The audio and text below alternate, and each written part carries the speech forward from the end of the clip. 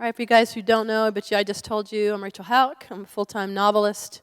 Been full-time for 20 years. I write in the Christian space. I write commercial fiction. And by a strike of lightning, I hit the New York Times, USA Today, and Wall Street Journal with a book called The Wedding Dress. Another strike of lightning, and I had a book, Once Upon a Prince, made into a Hallmark movie. Other than that, my claims to fame are helping people write novels, like you guys, or write stories. So we're going to talk about writing a brilliant story. But this is for anything you want to write.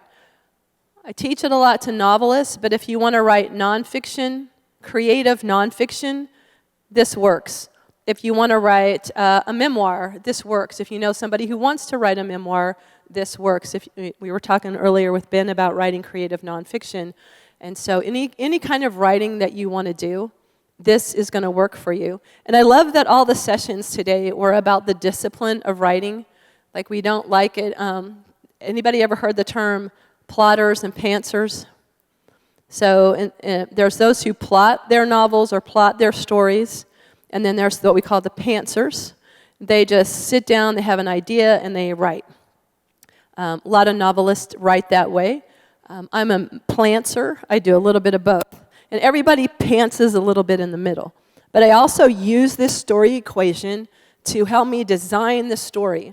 Because how many of you started to write something and you went on it, you went into it with fire, you loved what you were writing, and you got about one chapter and you like, okay, now I don't know what to do. You kind of burn out. I used to do that all the time. So I used to train newspapers for the computer systems we installed, and I traveled around the world. And I was in Venezuela, and I wrote this story while they were doing their practice. And I wrote this story about, I don't even remember, it was a little beginning of a love story. And it burned out real quick. But somehow the guys in the production room read it. And I don't know how, because I wrote it in English, but they must have figured out what it meant in English. I went back about a month later, and they said, Raquel, ¿qué pasó? What happened to your story? And I'm like, what story? You know, the story. And I'm like, oh, I don't know. And I still don't know. And to this day, I don't know. So that's what frustrated me when I started. I didn't know where I was going. The story equation will help you figure out where you're going. So it's really a toolbox to enhance what you want to do. All right. I'm just giving you, this also has a book called The Story Equation, written by Susie May Warren. Susie and I have been writing together as partners for about 22 years. We kind of grew up learning this process together. I'll stand out of the way.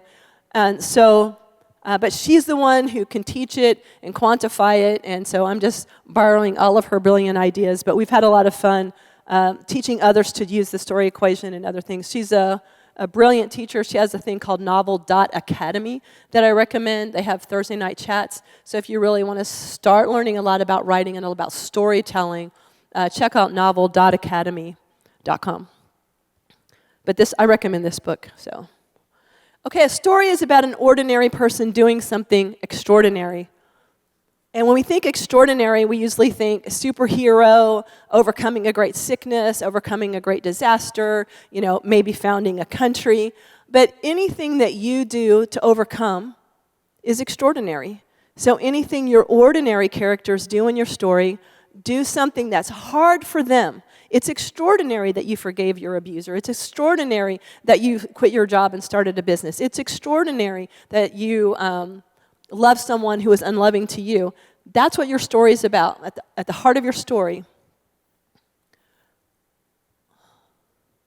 So why an equation? To create a solid inner journey. So when you're writing your novel, your memoir, whatever you want to write, really it's about what change is going to happen in the interior of the character. Everybody talks about plot-driven or character-driven books. All books are character-driven. Some have more plot than others, like a thriller, like a Jason Bourne. Would we care about Jason Bourne if we didn't know what he was dealing with on the inner man? No. Just like some guy who's going around kicking butt all over the world. So what? This guy's trying to find himself. This guy's a trained killer, and he doesn't even know it. So that's why we care about him and his love for Marie and that whole love story that's in the midst of this. So you want to create a solid inner journey because that's what's going to drive the character. To create a cohesive external journey. What's the external journey? That's the external physical plot. That physical plot is impacted by what's happening on the inside. So if I'm trying to get my character to take a leap of faith, quit their job, and start a business, I have to deal with the fear on the inside. I can't just go, hey, Rachel, let's quit your job and start a business. Okay, let's do that. Really boring. We don't care. We have to see the struggle. It's always about that internal struggle. We're going to talk more about what your character's internal struggle is going to be. And that's what you're going to heal. That's your epiphany, your truth, your happily ever after ending. So the plot and the external story and the internal story are married together. Picture a spine. That's your internal story. Everything that happens to that is outside of that. The external story has to hook onto that spine. It has to make sense with what's happening on the inside. And we're going to talk about how to build that. You want to align actions with motivations. We've all seen TV shows, movies, read books, and they're like, why is the character doing that? Right? So this is about the story equation is going to help you design your motivation. Make sure that the things you have your characters do actually are motivated. And if you don't remember anything about this class, remember motivation. Is my character motivated to do what I'm about to make them do?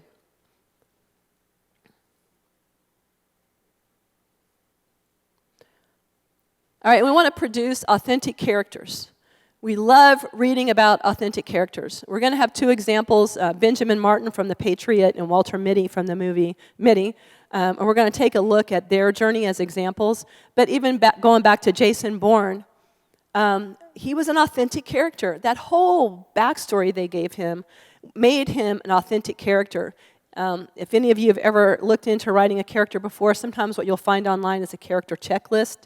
And those are great, but they're usually like what color's their hair, what color's their eyes, where were they born, how old are they? And you do need all of those things, but those aren't the things that build your character.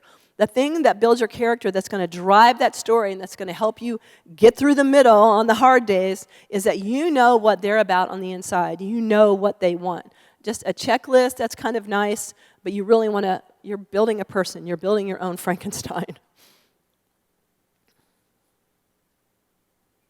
And it does act kind of as a checklist. So with my writing partner, I'll call her, we'll brainstorm out the story equation, which we're about to take a look at. And so I'll call her in the middle of a book, and I go, I'm stuck. And she goes, well, where's your character in their lie journey? What's their fear? Where are you at? And so it gives us language that we can use to help us figure out where we're at in the book and what my next move for the character might be, because I know where I want them to be.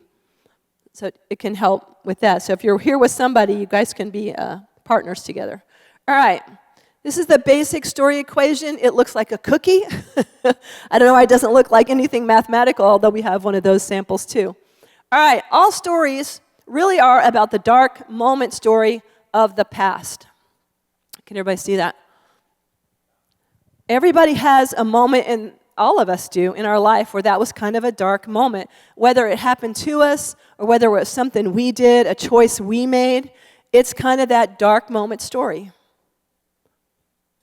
So when you start thinking of your character, I want to write a story about a guy who works for the FBI. Okay, great. What's his dark moment story? What happened to him in the past that makes him want to be a man of justice? Did he see injustice?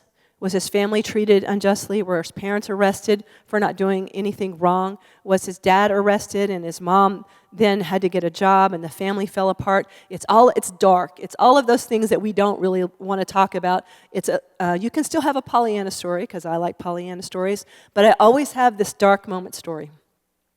All right, because of the dark moment story, there's a wound. This is an emotional thing. If your parents divorced, and you overhear them talking about, well, if we hadn't had kids, we would be able to do the things we want, but now we're just fighting, so let's get divorced. Now the kid has a wound. My parents are getting divorced because of me. And so whenever they think about their parents or whenever they think about their childhood, they feel that pain. So that wound, though, as they grow up, gets wrapped with life.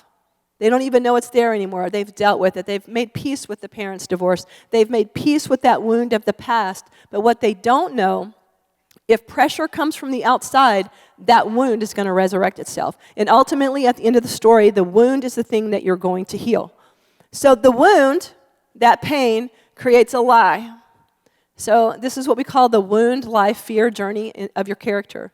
So if you overheard your parents saying they were getting divorced because they had you, what would your lie be? I'm not worth anything. I'm no good. I'm not wanted. Right? You would start developing, maybe I should run away. Maybe it would be better if I was dead. And then that lie turns into a fear. And if you think about all of the little lies we might believe, they might be tied to a little wound or a little fear. So the lie becomes a fear, the fear of no one will ever love me. I'm never going to be good at anything. I'm not going to have happiness. Whatever that lie is, I'm being a little high level, but you can dig down really deep. If you ask why, that's another great question. Always ask why. Put why real big in your notes. If you say, well, why do you believe that? Why do you want to do that? Why is that your favorite song, even as you're talking to your characters? But that fear is tied to that emotional wound. But there's light. It's called the secret desire or the greatest dream. The secret desire, I call it the God-given thing within inside you. And that thing wants out. It is tired of living under the wound, the lie, and the fear, and it's going, I want out. I want out. I want out. So the inciting incident of the story, so you guys know a story has an inciting incident. We run through the middle. There's some change in the middle. We get to a black moment, and then we kind of recoup from the black moment, and then we have a happily ever after or a satisfying ending. So that secret desire becomes your gas. That's going, you know what? I'm not living under this anymore. I want out. I see an opportunity, and fear, you're not going to stop me this time. Now, fear is going to battle throughout the story. All the insecurities will come up, but that secret desire wants out. Does that make sense? So let's just do a real simple one, dark moment story. Kid hears the parents say, if we never had this kid, our marriage would be great, our life would be great, we're getting divorced. It's my fault. That's the lie he believes. Now he has a fear that he can't do anything right, and no one will ever love him. So I'm not going to be a success, so who would love me, right? And then, but the secret desire is, I want to fall in love, and I want to be a success. Usually when you're developing, you'll get more specific. They want to be a success at songwriting. They want to be a success in the corporate world. They want to run a successful construction business. They want to fall in love with Tom or Bill wants to fall in love with Susie or Jane. You'll be a little bit more specific because you'll have the details of your external story. Does that make sense? All right, let's talk about Benjamin Martin. Who's seen the movie The Patriot?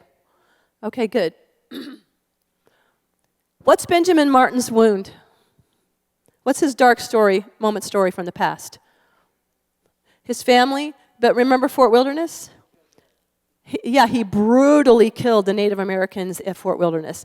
And the opening line of the movie is, I've long since fears that my past sins or something will come to haunt me, come to reside on me, something to that effect. I have a quote over there. So now that's his wound in the story. It causes him pain. In fact, his sons will say, Dad, wherever we go, men buy you drinks. Men celebrate you for Fort Wilderness. What happened? And he refuses to tell them. So what's his lie? As a result of that action that he took, so it can be an action that you took or an action that someone else took against you.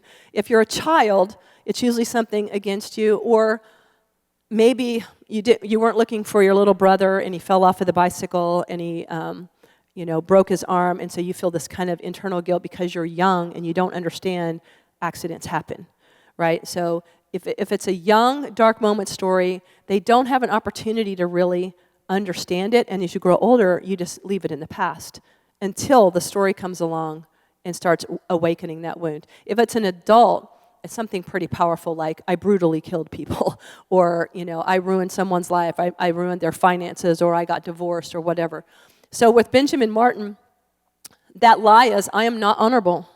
I am not a good man.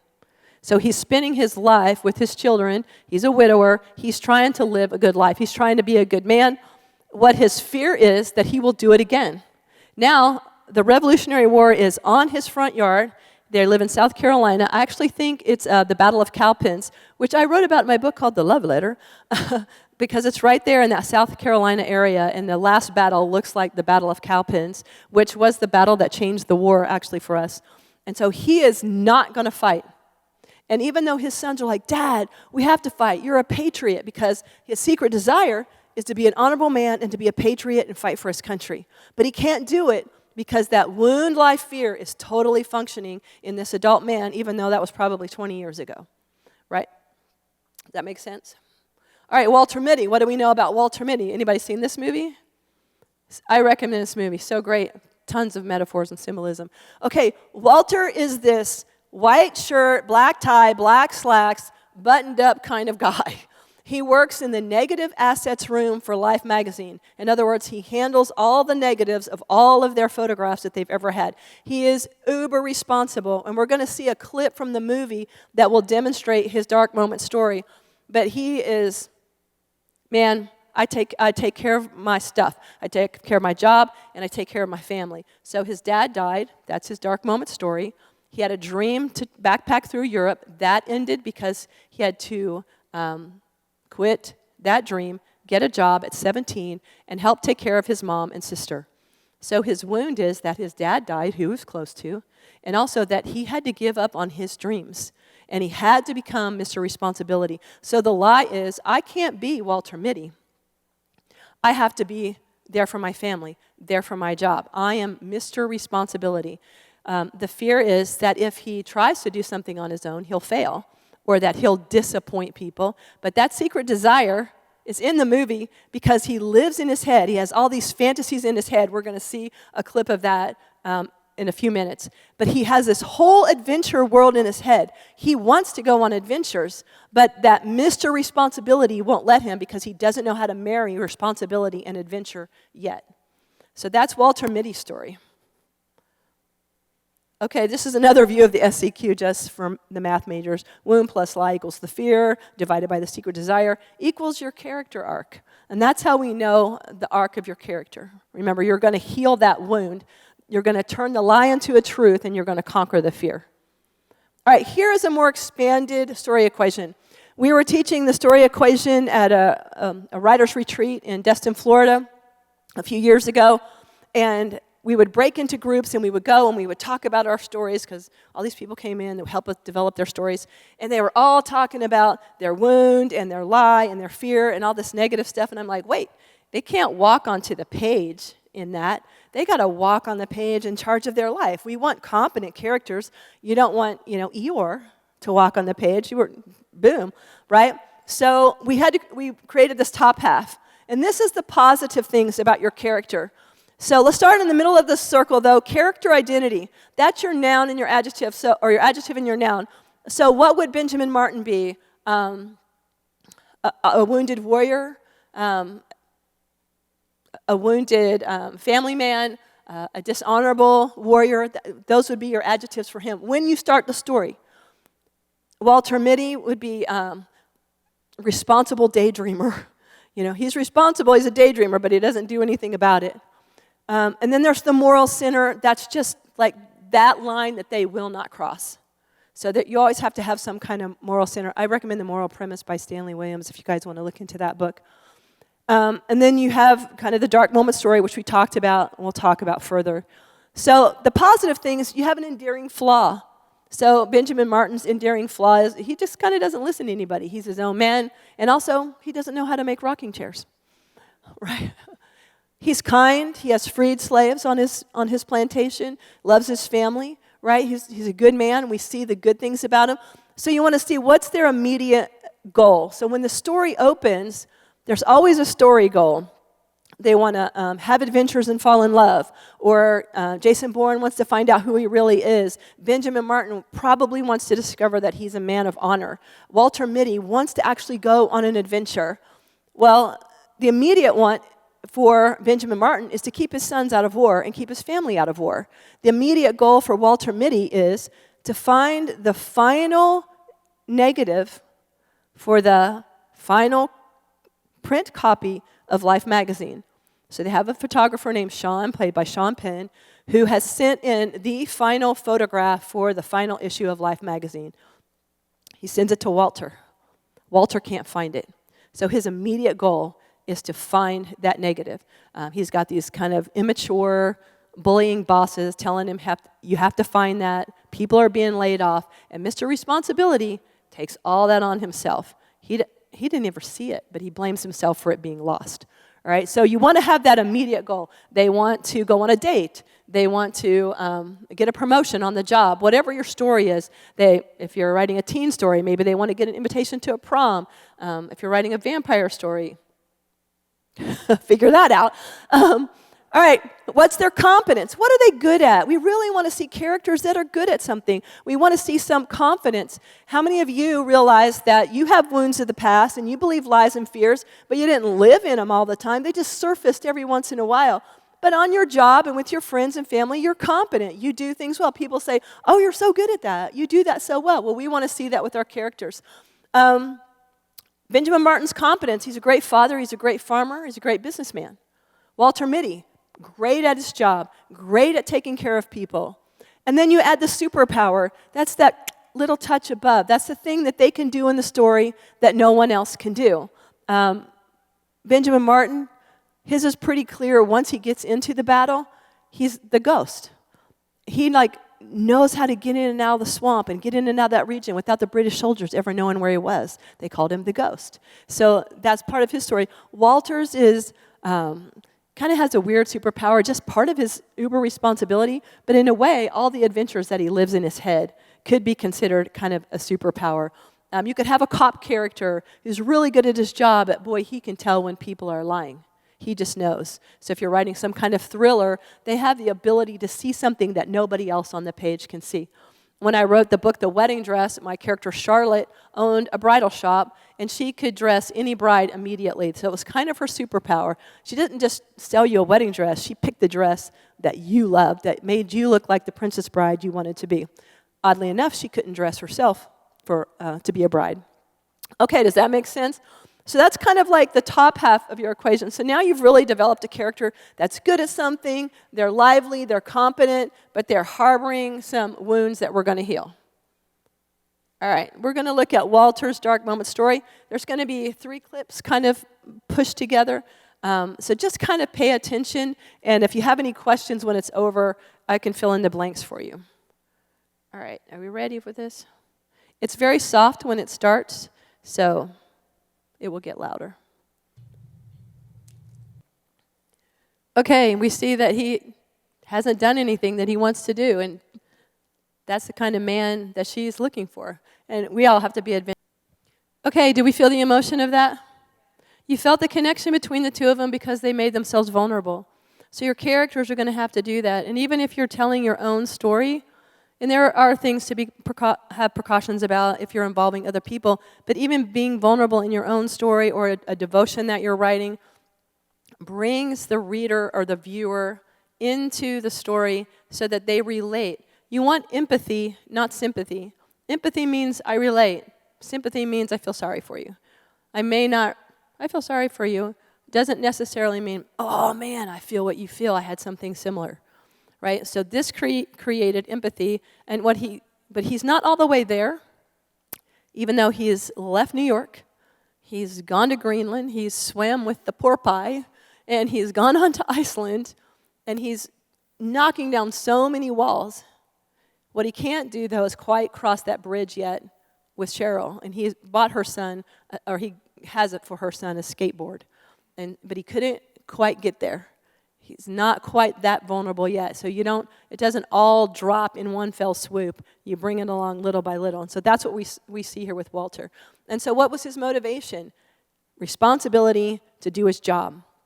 And he had to leave his fears, leave his lie, face that wound, and go out and get that negative asset. He had to find Shawn to find out what happened to the negative asset.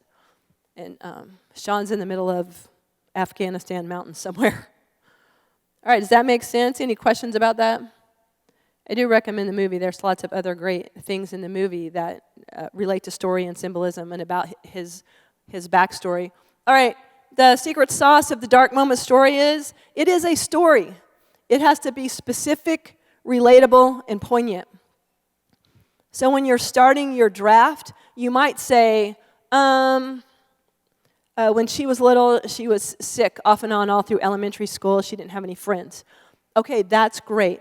What specific thing happened in elementary school that caused a deeper wound that was facilitated by her illness?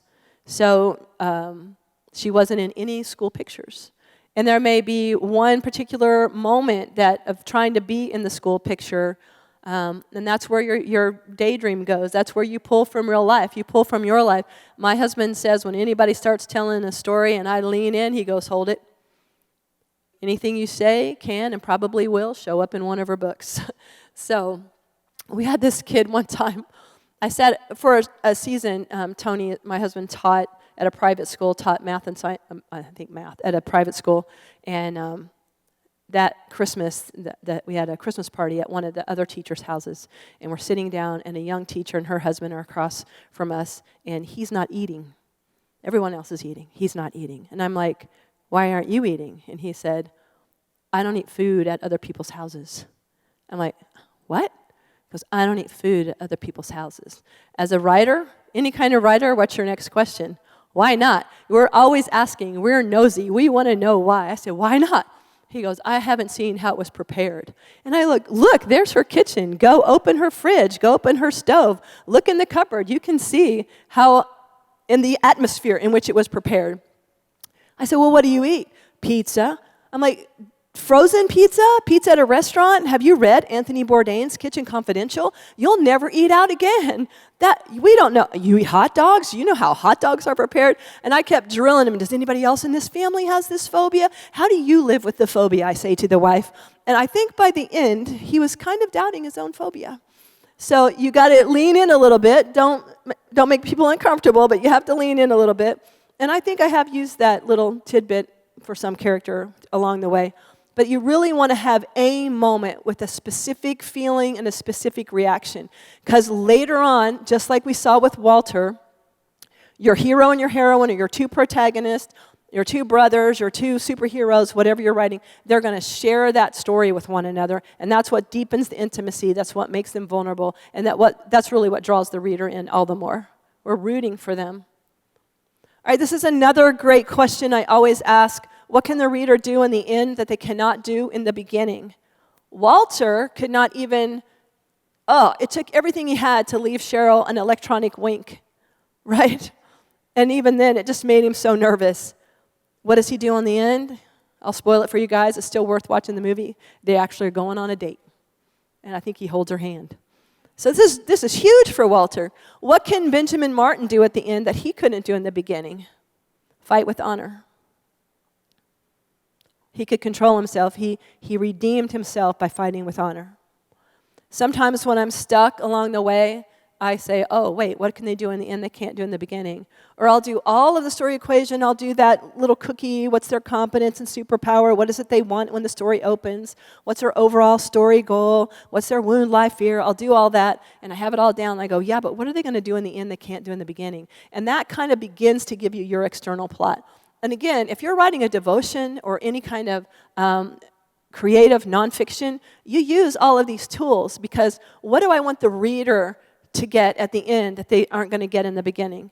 What if you're writing a book about overcoming a wound or overcoming something in the past or just loving the Lord more? You're starting here with they're probably at this level of loving the Lord, but at the end you want them to have this level of understanding about loving the Lord. So you're bringing everything that you write is bringing the reader to an end where they can actually see themselves in the story.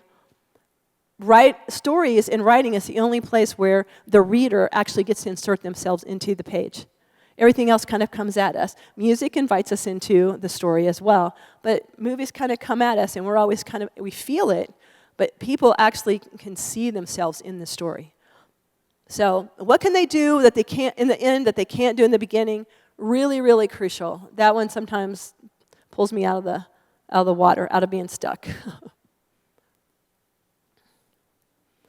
All right, this is another great thing to help you understand why we're doing a story equation. You want to figure out the essential elements of your character, whether that character is you. Let's say you want to write your story. You've had some pretty amazing things that have happened in your life, or you're working with someone else to tell their story. Hone in on one part of the story, the most extravagant, the most, the most extraordinary part. The part has the most meaning.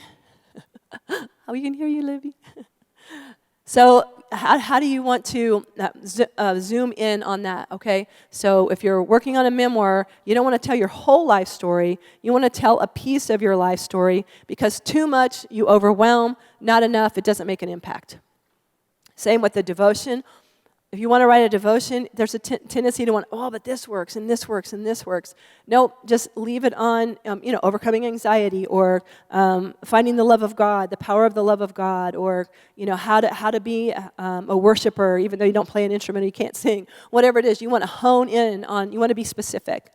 So, what's your character's identity?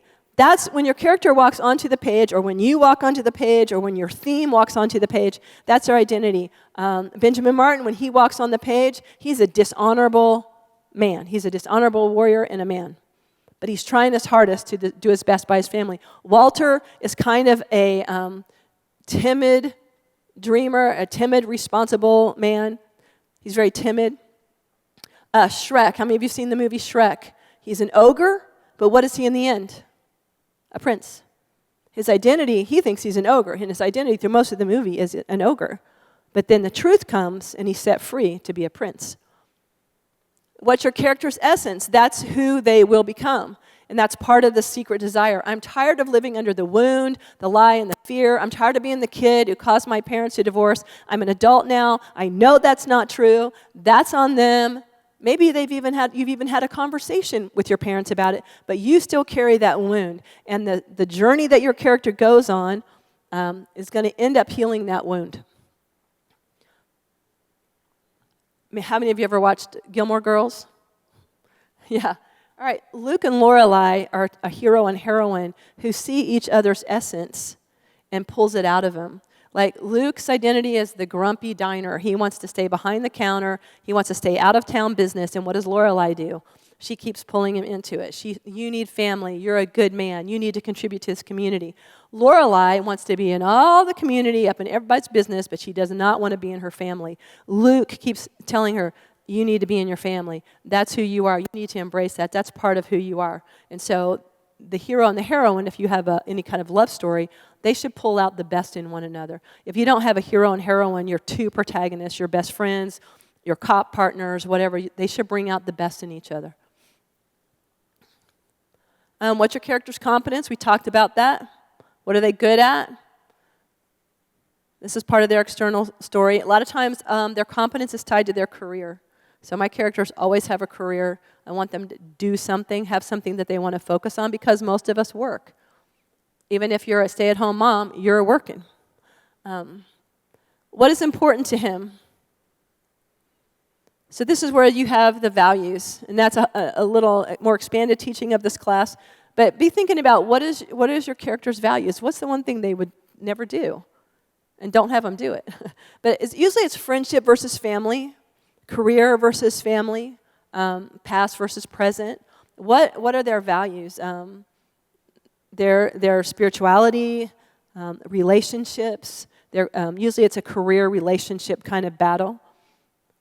Do they value money, or do they value experiences? Do they value gifts, or do they value relationships? So if you've got characters that are always giving gifts to someone who values experiences and relationship, that's not going to mean that much to them. And again, all of this is high level, because once you know what your story is about, you can plug these things in to tailor them to your character a little closer. And then what's their initial goal? So when you open the story, what is their initial goal? What do they want? They want a promotion. They want a date. They want to confront somebody. They want to get the bad guy. Whatever your story is about, what's their initial goal? And then you're going to have an overall story goal that you'll achieve when they do something in the end they can't do in the beginning. Again, Walter's initial goal is to find that negative for the final print Life magazine. but his overall goal is to break out of this lockdown life, colorless life that he lives. Benjamin Martin's initial goal is to keep his sons out of the war, keep the war out of his yard. But overall goal is he wishes he was a man of honor and he wants to fight with honor. And does he fail? He fails right away because his son Thomas is killed by the British and Gabriel is taken captive. So he takes the two youngest sons that he's taught to shoot and he goes running off to rescue Gabriel, and that's where he gets the term he's a ghost. So he's doing his superpower, jumping behind trees, shooting, throwing hatchets, and then when he finally gets Gabriel and he's killing the British, he just brutally hatchets one guy. I mean, the guy's dead, quit. And he did it before his sons. So there's always that element too, that they initially fail at what they're trying to do. Like Walter fails with Cheryl. There's a scene where he fails with Cheryl, trying to build a relationship with her. So that kind of reinforced to Benjamin, I am not going to be an honorable soldier, and I'm not going to do this. But he gets called into the fight as the fight keeps coming to his front yard, quite literally. All right. I hope that makes sense. All right, this is your spine. This is your external structure. So I always think of it like this. I have all of my wound, life, fear, my confidence, my strength, what's good about the character, what we're going to fight, and what we're going to heal throughout the story. And then the spine is my external plot that's going to get at all of these things. It's going to make their good stuff shine, and it's going to make their bad stuff get healed and delivered from. And I took those things onto the spine, so I don't have anything that happens externally that doesn't. Well, actually, the spine is that dark moment story, the good and the bad. And then what happens on the outside, I hook onto that. So I don't have anything external happen to them that's not going to get at what they want, get at that fear, expose that fear. So that kind of helps keep your story in line. So, I've written scenes where I thought, yeah, that's a great scene, but I can't keep it. Don't be afraid to delete. Have a saved file, just in case, but don't be afraid to delete. So the spine is that internal journey, and then the external is what's going to get at it. Okay, Act 1. If you've done any screenwriting, you know this. Act 1 is life. So your character's going to walk onto the page. They're competent. Maybe they're in their superpower. They may say to their desk mate, I'm going to talk to the boss today about that promotion. He said it was mine. So we see what they want. Oh, we're going to sign on a house. Or, hey, tonight's the big date. Woohoo. So it's whatever that initial want is. And then you're going to have the inciting incident. The boss comes out and says, hey, everybody, I just promoted Bill. And so your Tom goes, what? I thought I was getting that job. Now what? And he was banking his financial goals and that house goal on that promotion. So now he knows that this isn't the right job for him. He knows he's wanted to quit and go do art or something. And so this inciting incident is driving him to go, why won't you quit? Because, man, when I was growing up, we didn't have any money. I can't. So in Walter, we see Walter's life, very responsible, doing his job. Where's the negative for the final cover of Life magazine? We don't know where it is. The brutal, immature boss says, you better find it. And so he goes, all right, I got to get out of my fear and I got to go find it. And that's the noble quest. The word noble just means it's a worthy quest for your heroine and hero. If it's they just want to go on a date or, that's fine. That's noble. Just make it worthy. It has to fit the character that you've designed. So don't feel like you have to be a superhero or a Jason Bourne or a Walter Mitty living in his head or a Benjamin Martin. Those are great characters, but if you're just writing a love story, it still works. The desire to fall in love is the greatest passion in the human experience. So it just has to be a worthy, It can't be that they want to get revenge on somebody. All right, let's see, here we go. Then you go to Act 2, which we all know is just the disappointments, the things fail. Walter Mitty gets on a plane, goes to Greenland, and he can't find Shawn. He gets on a helicopter with a drunk pilot. He ends up having to jump into the water to get on a ship to try to find Shawn. He ends up in Iceland. Like he's failing. He's not finding Shawn, but he's way out of his comfort zone, Benjamin Martin, man, he brutally kills that British soldier. He's ashamed of himself, but then there's a connecting scene that I forgot, but he ends up heading up the militia. I think he goes into Charleston, and they all want to fight. He's trying not to fight. He's arguing against it. I'm a patriot, but I don't want to fight. I don't want my children to be orphans. But he ends up heading a militia, and he does so with honor for the most part, especially when his son challenges him. So he has some disappointments and challenges along the way as well. So you always want to have those. You'll have that man in the mirror moment or that moral center where they go, I'm going to be an honorable soldier. I don't care what you did, but I'm going to be an honorable soldier. I don't care what this is costing me. I'm going to find Shawn, and I'm going to get that negative. All right, then there's help, overhaul, and the perfect ending. So I'm going to go to the next slide because it does a little bit more detail. All right.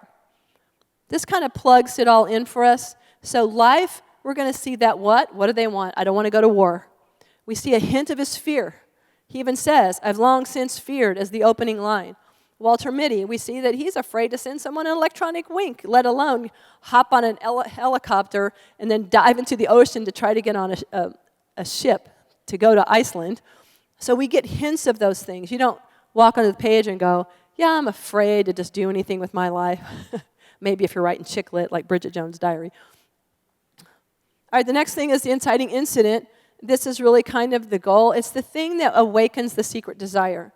So whatever your inciting incident is, it has to awaken that secret desire. I want to go on adventures. I want to fight with honor. Or I want to start my own business. I'm not working for the man anymore, whatever that is. And then you have the disappointments and the whys and the roads. These are obstacles that they come across. You can't get a loan to start the business. Obstacles for Benjamin Martin were fighting the British itself, and he was going to, every time they took prisoners, he was going to shoot him until his son challenged him, and he said, okay, we'll give quarter. So he had obstacles in his own moral code. He had obstacles, of course, of a war. Walter had obstacles. He couldn't find Shawn, but that you find truths along the way. Benjamin, when he said, okay, we'll give quarter to all of our British prisoners, he found a truth. Hey, I can do this. And then the fear and the lie kind of get challenged a little bit. And then you have help. This is the black moment. Every story has the black moment. Donald Moss describes it as you're going on the story, you're going on the story, you're going on the story, and then bam, it's over. You can't achieve your dream. You can't, it's not going to happen. It's like dead. Can't achieve it. So for Benjamin Martin, what happens? Gabriel gets killed. The evil Colonel Tavington kills him, and he's done. They've burned the town. Gabriel's new bride was burned in the church, and so he goes off to get revenge, and he ends up dead.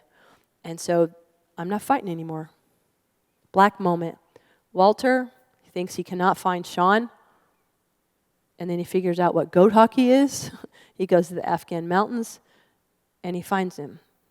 Tells him the negative is in a wallet that he sent Shawn, that he sent Walter, but Walter threw it away. But guess who has a Shawn? My Walter box. Mom. I think in that scene that we saw, he threw it in the trash. But she rescued it, and they find the negative. All right, so the black moment means everything we want is over. The war is over. Getting that negative is gone. But then there's help.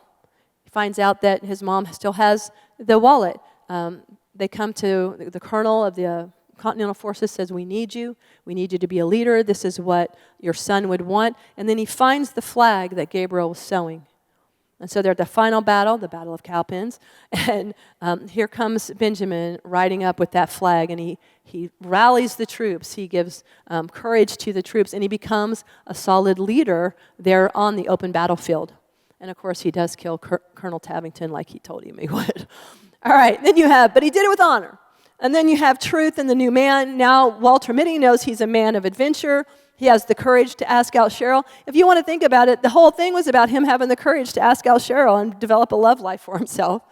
For Benjamin Martin, there's a kind of a sequel scene where we see that he's kind of falling in love with his deceased wife's sister. And at the end of the movie, we see him coming back. Everyone's coming to rebuild his home that was burned by the British. There's a new baby, so I assume that he married this sister. But he's a man of honor. And he's going to rebuild his life. So we can see that after all of the dark moments, after all of the pain that we walk through, if we continue on in the story, if we have hope, and if you're writing something that has bringing the Lord into the story, of course, he is going to come in and help us. He is going to move in our lives, and then you're the new man. You have truth, and then you can have a perfect ending. The secret desire is now alive, or the greatest dream. The wound is healed. Benjamin Martin healed the wound that he was a dishonorable man. He fought with honor. Walter Mitty healed the lie that he couldn't go on adventures and be responsible. He could do both. Does that make sense?